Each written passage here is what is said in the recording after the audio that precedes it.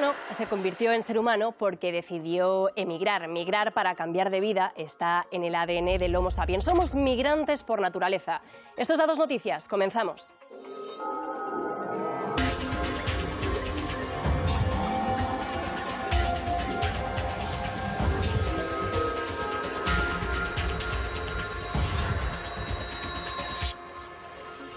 España ha pasado de medio siglo de ser un país de emigrantes a ser un país de acogida. El 10% de la población española es extranjera, unos 5 millones de personas.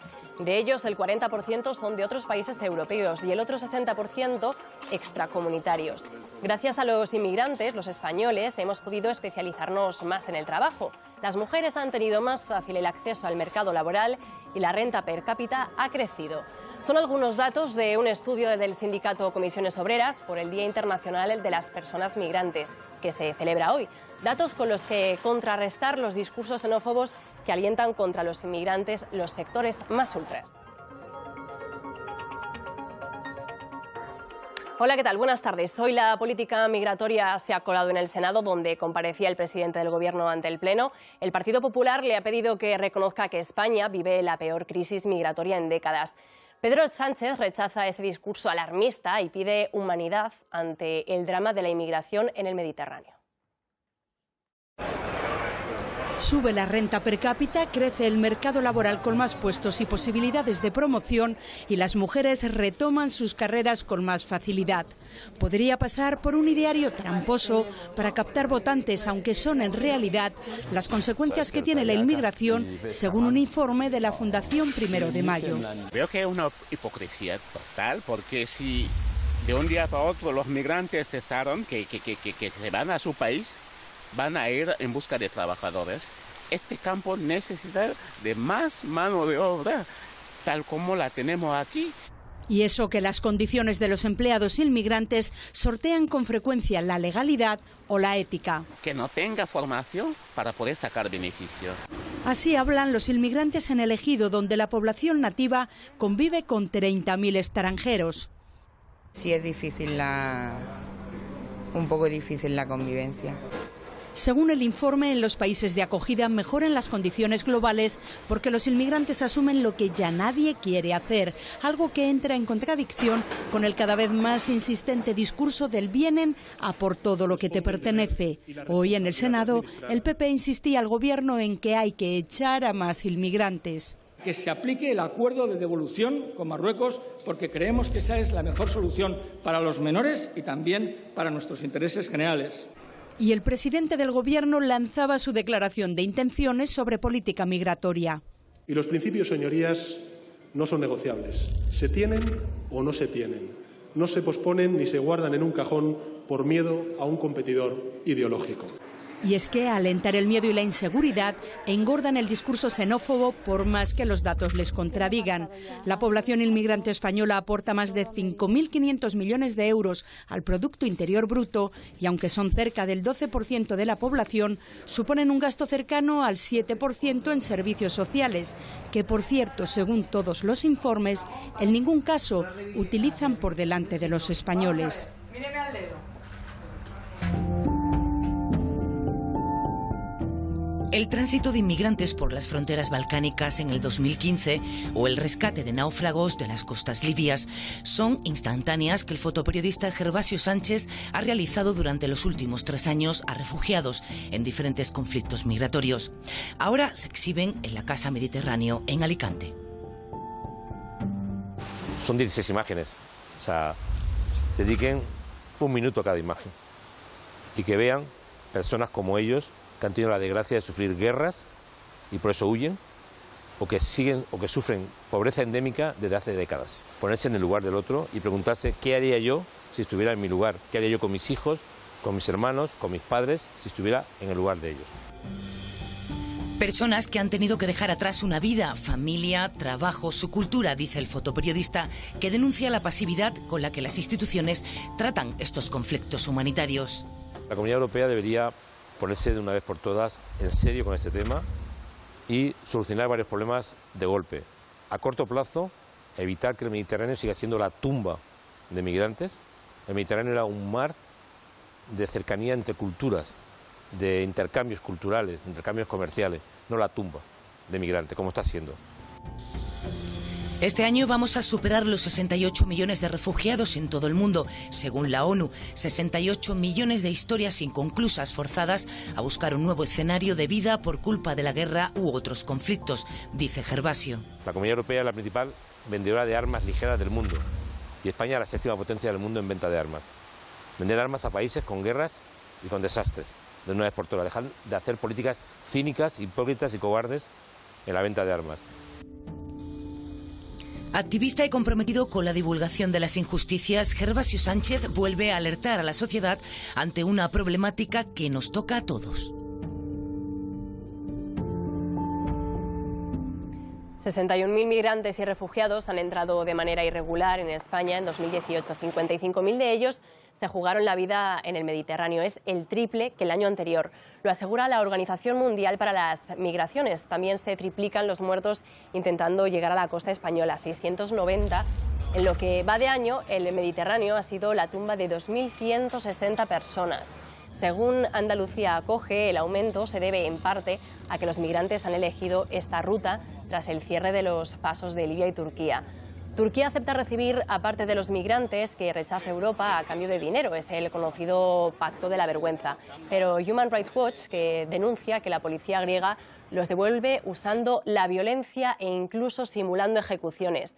Devoluciones de migrantes que no han cometido delitos, sin velar por su seguridad ni sus derechos y sin oportunidad de solicitar asilo. Intentan cruzar la frontera entre Italia y Francia a través de los Alpes, esquivan las rutas seguras para evitar a la policía y muchos se quedan en el camino por hipotermia o congelación. No es el único peligro que corren. El año pasado un grupo de extrema derecha acudió a la ciudad francesa de Briançon a la caza del inmigrante. Los vecinos les plantaron cara espontáneamente y unas 100 personas realizaron una marcha solidaria con 20 migrantes por Francia para protegerlos y que pudieran llegar a París. Ahora un tribunal francés ha condenado a esos 7 vecinos. Tous déclarés coupables. 4 mois ferme, 8 mois de sursis. Et 6 mois de sursis pour les autres. Nous saluons l'indépendance de la justice. Un tribunal qui suit complètement ses réquisitions au mépris de la réalité, au mépris de la fraternité et effectivement qui donc donne raison à cette politique qui conduit à des morts en montagne, à des souffrances. Se les acusa de ayudar directa o indirectamente a la entrada irregular de inmigrantes en Francia como banda organizada. Los activistas a favor de los derechos humanos han puesto el grito en el cielo y piden que se anule el fallo. Ya hay un precedente, el de Cédric Herrou, un agricultor que ha ayudado a decenas de inmigrantes a cruzar los Alpes desde Italia a Francia y que creó un centro para acogerlos. Se le acusó de cometer el llamado delito de solidaridad. Herrou se enfrentaba a 5 años de cárcel. Le cayeron 4 meses. Ahora el Tribunal Constitucional ha anulado la sentencia. Dice que no se puede acusar a nadie por auxiliar a otras personas. Es uno de los lemas básicos de la República Francesa, la fraternidad, aunque ahora no se esté aplicando a los vecinos de Briançon.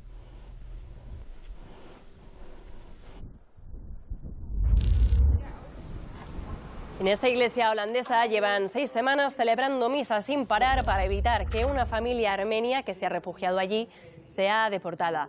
Huyeron de su país porque el padre es disidente político y estaba amenazado. Han vivido en Holanda 9 años mientras se tramitaba su solicitud de asilo, que finalmente rechazaron. Entonces se refugiaron en la iglesia porque, según la ley holandesa, la policía no puede entrar en un templo mientras se está celebrando una ceremonia.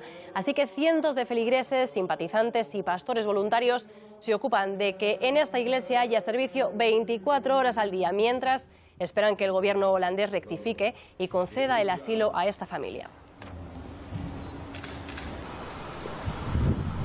De vuelta a España, en uno de los problemas más graves que enfrenta el Estado, hoy se ha dado un paso más para el comienzo del juicio por el caso del Prusés. Los 7 magistrados del Tribunal Supremo analizan las cuestiones previas ante la acusación y las defensas de 18 líderes independentistas, 9 de ellos en prisión preventiva desde hace más de un año.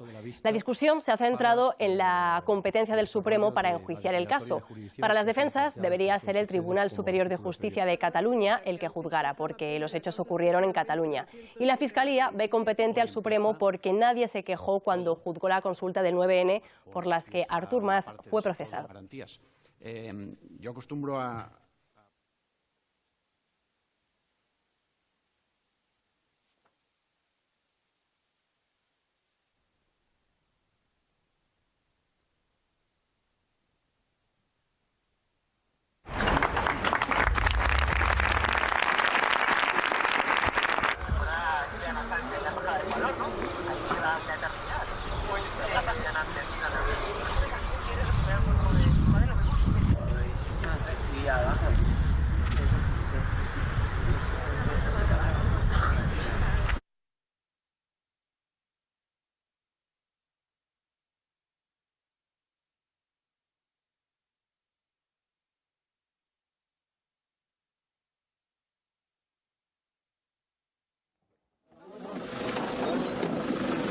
Violada desde los 12 años hasta los 18 por su padrastro, que la dejó embarazada. Tuvo un parto espontáneo fuera del hospital y el bebé murió, así que fue acusada de homicidio en su país. El Salvador es uno de los 5 países del mundo que prohíben totalmente abortar, de eso la acusaron. Imelda Cortés ha pasado más de 1 año y medio en prisión hasta que anoche un tribunal salvadoreño la absolvió y quedó en libertad. Su caso es emblemático en la lucha de las mujeres salvadoreñas por sus derechos. Allí les pueden caer más de 30 años por abortar, incluso de forma involuntaria. En El Salvador hay al menos 22 mujeres encarceladas por delitos vinculados al aborto y la absolución de Cortés podría marcar un precedente para ellas. China, el gigante comunista por excelencia, celebra que hace 40 años decidió pasarse al capitalismo, aunque el gobierno chino prefiere denominarlo socialismo con características chinas. Las últimas 4 décadas de desarrollo han convertido al país en una potencia económica, con millonarias inversiones por todo el mundo y en un actor internacional de primer orden al que pocos se atreven a enfrentarse. Hace 40 años China dio carpetazo al maoísmo. Deng Xiaoping, el líder entonces del partido, puso patas arriba al gigante asiático. Descolectivizó la agricultura, dio la bienvenida a la inversión extranjera y la privatización de las empresas y descentralizó el control estatal. I hope that China will continue to insist on opening up, because clearly the opening that we have seen in the last 40 years has been very beneficial for the Chinese people.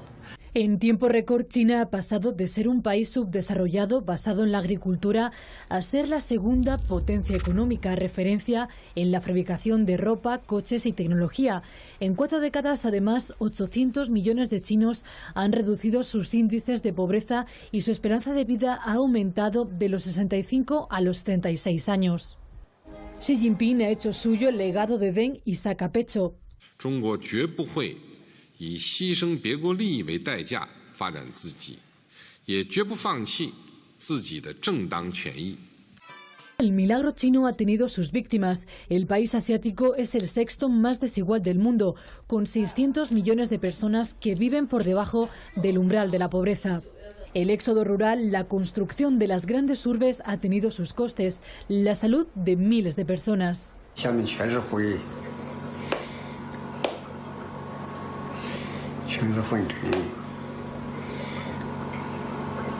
La silicosis, una enfermedad crónica por la inhalación de polvo de sílice que afecta a 6 millones de chinos vinculados a la construcción de las ciudades.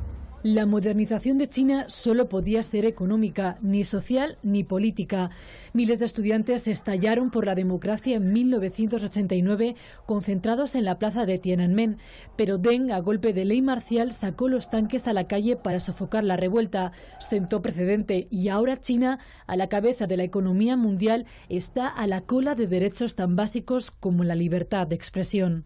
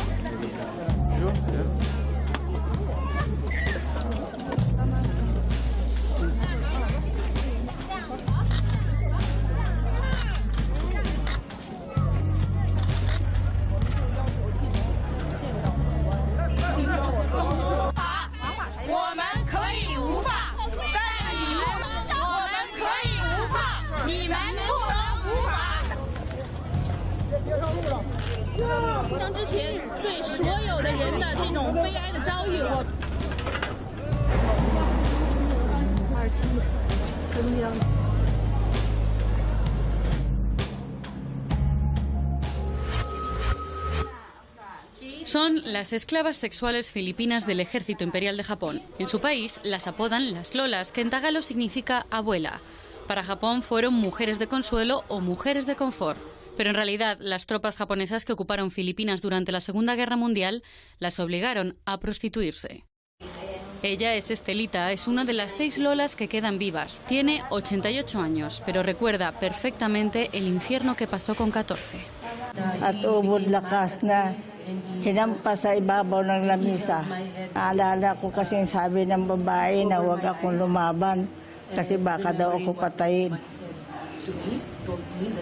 Secuestradas, violadas, brutalmente agredidas y obligadas a hacer todo tipo de trabajos forzosos para uso y disfrute de los soldados del Imperio del Sol Naciente. Alrededor de 1000 eran filipinas. Y no fueron las únicas. Esta esclavitud se extendió por todos los territorios ocupados por Japón. En China, Corea, Indonesia, Malasia. Se calcula que por estos burdeles militares pasaron más de 200.000 víctimas, en su gran mayoría menores de edad. Muchas de ellas no salieron con vida. Las mujeres confort de Corea del Sur lograron en 2015 unas sinceras disculpas de Tokio e indemnizaciones de 7,5 millones de euros para las que todavía viven. En el caso de Filipinas, nada, ni por parte de su gobierno ni por el japonés, que sigue negando que fuese esclavitud y asegura que eran prostitutas voluntarias. None of the governments, past or present, have been very supportive. In fact, they have tried to hide the issue. Desde su pequeña sede decorada con los retratos de todas las lolas, la organización de las Lilas Filipinas seguirá luchando en nombre de todas ellas.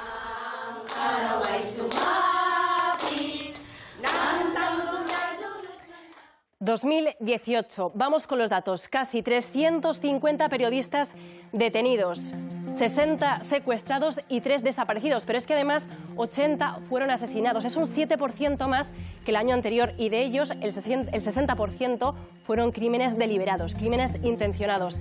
Forma parte del informe anual, del balance anual de Reporteros Sin Fronteras. Un informe que además puntúa o señala que Afganistán sería el país más mortífero, una lista en la que entra Estados Unidos tras el letal tiroteo a la redacción de Capital Gazette. La mayor cárcel para periodistas es China. La ONG alerta que el odio que manifiestan los líderes políticos a los profesionales de la información aumenta la violencia, debilita al periodismo y afecta a la democracia y, como consecuencia, al Estado de Derecho.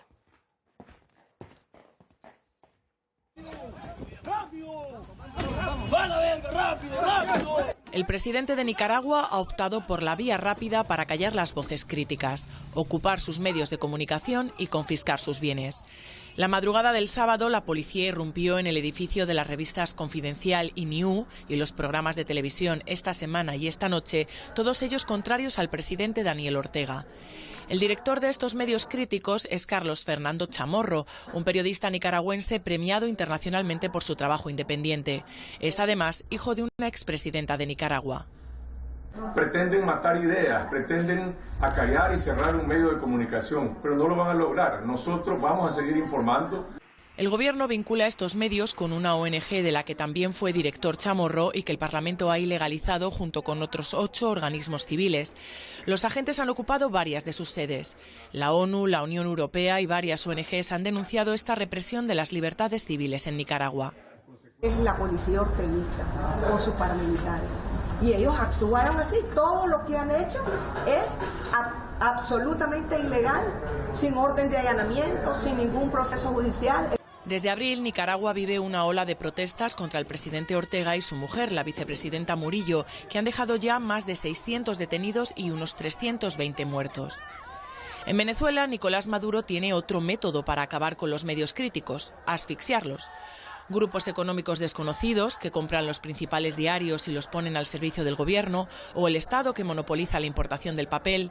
Más de una treintena de periódicos han dejado de circular este año por Venezuela. El último, El Nacional, ha cerrado su edición impresa después de 75 años. Un cierre producto de un desprecio hacia el pensamiento crítico y hacia el pensamiento distinto. Lo único que puedo decir de corazón es: Nicolás, nos vemos en la web.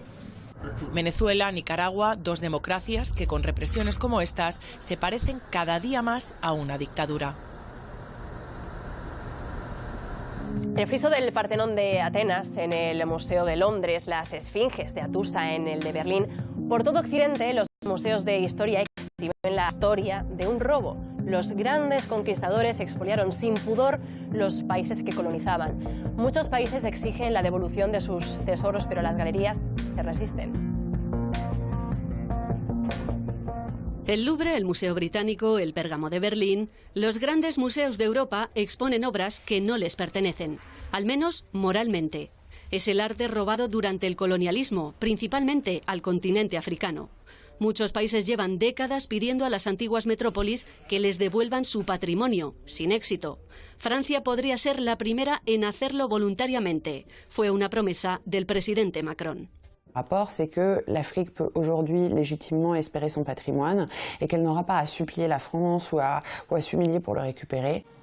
Macron se asesora con expertos. Tendría que modificar una ley que dice que las colecciones de sus museos son intocables. En Francia hay unas 90.000 obras procedentes del África subsahariana.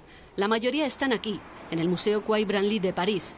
Máscaras, estatuillas y vasijas procedentes de Madagascar, Benín o Costa de Marfil. Uno de los países que pide la vuelta de lo saqueado.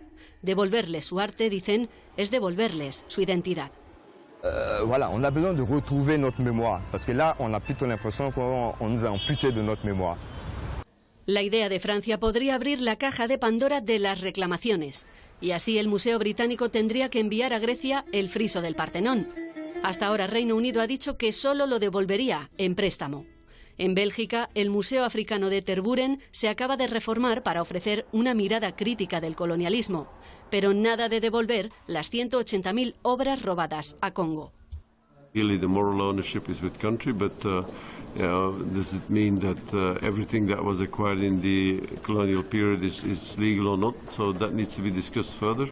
Se calcula que un 90% de la herencia cultural de África está aún en Europa. Obras que ya no pintan nada en nuestras salas. En Bagdad se dibuja un horizonte y mientras se extiende aparece arriba la silueta de una balsa. La ocupa una figura, la de un niño iraquí llamado Ali. El joven utiliza su pequeña embarcación para huir de la guerra, un medio de transporte hacia su sueño, el de llegar a Holanda para reunirse con su tío. Es la historia detrás de esta carta que recibió el artista iraquí Sadiq Uwais Al-Fraji. Las palabras de su sobrino le inspiraron para hablar del exilio y la migración a través de las imágenes. يعني أنا أفهم المنفى بمعناه الوجودي هو يعني ممكن أن يكون اختيار بحثا عن حياة أفضل وممكن أن يكون يعني اختيار مجبر عليه. La diáspora iraquí es una de las más grandes de todos los tiempos. Los trazos oscuros de Al-Fraji son un reflejo de las atrocidades por las que muchos tuvieron que huir del país. La guerra de Irak en 2003 provocó la dispersión de un pueblo que hoy, un año después de vencer al Estado Islámico, comienza a recuperarse. وأقول بأنه الفترة الحالية أيضا هي فترة ازدهار لأنه كثير من الفنانين العراقيين اللي هاجروا قدروا يحققون إنجازات كبيرة. En otros tiempos, la cultura y el arte en Irak se usaban como propaganda. El conflicto irano-iraquí en los años 80 marcaron la vida y las obras de Al-Fraji, al igual que el miedo durante la prolongada dictadura de Saddam Hussein. المسج بها ما كان واضح اوكي لكنه خصوصا الاعمال الجرافيكيه اللي كانت تتحدث عن الحرب العراقيه الايرانيه مثلا وكميه الكميه المهوله من الشهداء وعن الجنون والقتل والاعدامات هذه ما كنت اعرضها. La experiencia de Al-Fraji es la protagonista del exilio que muestra en sus obras. Desde los años 90 vive en Holanda, pero Irak siempre ha inspirado su arte. Un país y un artista que usan el color negro para teñir su historia.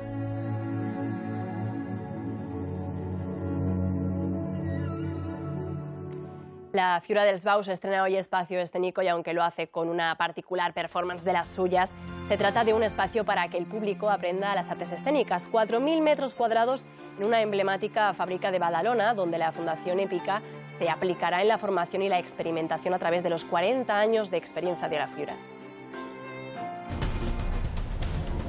Una performance con la que culmina el trabajo colectivo de 30 personas seleccionadas por la Fura tras una convocatoria en las redes, profesionales de muchas disciplinas para un proyecto que casa espectáculo y ciencia. Encontramos muy bien qué rol hacía cada uno sin tener que darle muchas vueltas. Y creo que eso también vino a base del team building que hicimos antes. Ahí le daría la definición, ¿no? Experiencia sensorial. Impulsada por la Fura para este trabajo colectivo de la Fundación, para la que buscan un doble objetivo. Hay una parte de la Fundación que se quiere dedicar más a la inserción social. Por el otro lado, lo que quiere la Fundación es ser un centro de investigación, ya no solamente de las artes escénicas, sino que las artes escénicas sean como la excusa para que tecnólogos científicos puedan proponernos retos que en los laboratorios no pueden hacer. Durante esta performance, algunos espectadores han llevado un casco con sensores para que los científicos analicen sus sensaciones. Ellos plantean la opción de poder generar un modelo mucho más realista en la que la gente se encuentra mucho más inmersa para poder estudiar estos fenómenos. Experiencias en las que han participado también vecinos del barrio donde se encuentra la sede de la Fundación. Nos dijo el director, esto no se termina aquí, que iremos haciendo. Hoy han presentado a su comité de sabios, expertos que les apoyan y que garantizarán que sus proyectos tengan calidad, en una entidad con la que quieren hacer del aprendizaje una experiencia creativa. Pues un pequeño planchazo para España. La cinta Campeones de Javier Fesser se queda fuera en el camino hacia los Oscar, pero dos cintas nacionales aún pelean por una plaza. El documental El silencio de los otros, dirigido por Robert Bajar y Almudena Carracedo, y del que ya os hablamos aquí, y el multipremiado cortometraje, Goya incluido, Madre de Rodrigo Sorogoyen, uno de los directores del momento. Su última película, El Reino, con 13 nominaciones, es una de las favoritas en la próxima edición. El 22 de enero conoceremos si se convierten en finalistas a los Oscar. Mucha suerte a ambos. Oye, no te metas muy dentro del agua. Y nos vamos con los madrileños 51 grados, un grupo de rock alternativo que mezcla hard rock y épica en castellano. Hoy estrena nuevo videoclip de su último trabajo, Destino. La canción se llama Déjame y el vídeo se inspira en conflictos como el de Siria y los miles de refugiados que provocan. Por eso lo han sacado en el Día Internacional del Migrante. Quieren recordarnos que en un mundo global todos tenemos los mismos derechos. Los amantes de la literatura tenéis ahora a Rosa Montero en el programa Página 2, en la 2 y en el canal 24 horas. Todas las noticias. Continuad leyendo y reflexionad. Volvemos mañana. Adiós. Dame más, déjame, el cielo es bello y sublime para trascender tiempo atrás y perder los lazos que nos unían y ahora los busco otra vez.